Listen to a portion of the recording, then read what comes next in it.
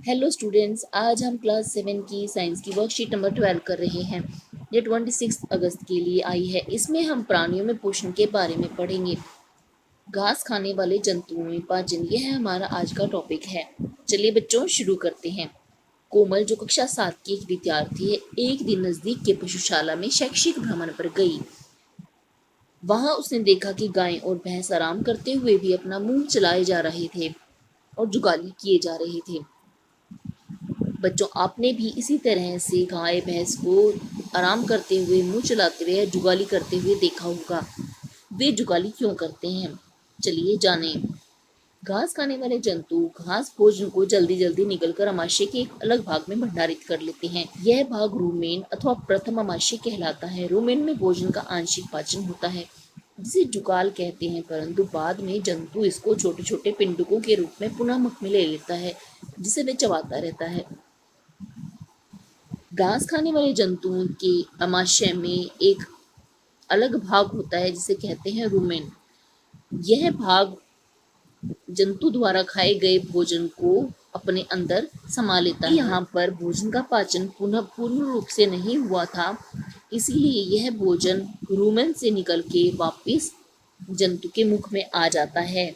लेकिन अब यह छोटे छोटे टुकड़ों के रूप में आता है, जिसे जंतु आराम करते हुए चबाते रहते हैं और उसके बाद उनके शरीर में पुनः पाचन की प्रक्रिया संपन्न होती है। इस प्रक्रिया को जुगाली करना, रोमंथन कहते हैं। ऐसे जंतु रूमिनेंट्स अथवा रोमंथी कहलाते हैं। इसीलिए हम घास खाने वाले जंतुओं को रोमंथन कहते हैं, क्योंकि वे रूमेन का इस्तेमाल करके भोजन का पाचन करते हैं।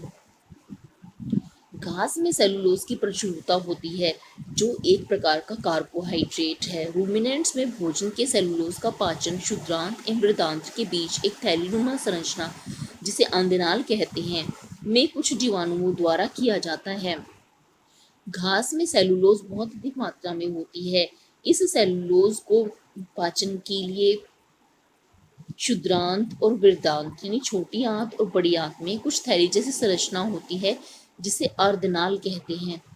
इसमें इस भोजन को पाचन के लिए जीवाणु उपस्थित होते हैं। ये जीवाणु कार्बोहाइड्रेट या सेलुलोज या फिर इस घास का पाचन करने में जीव की मदद करते। ये जीवाणु मनुष्य के आहार नली में अनुपस्थित होते हैं, इसलिए मनुष्य सेलुलोज को नहीं पचा सकता है।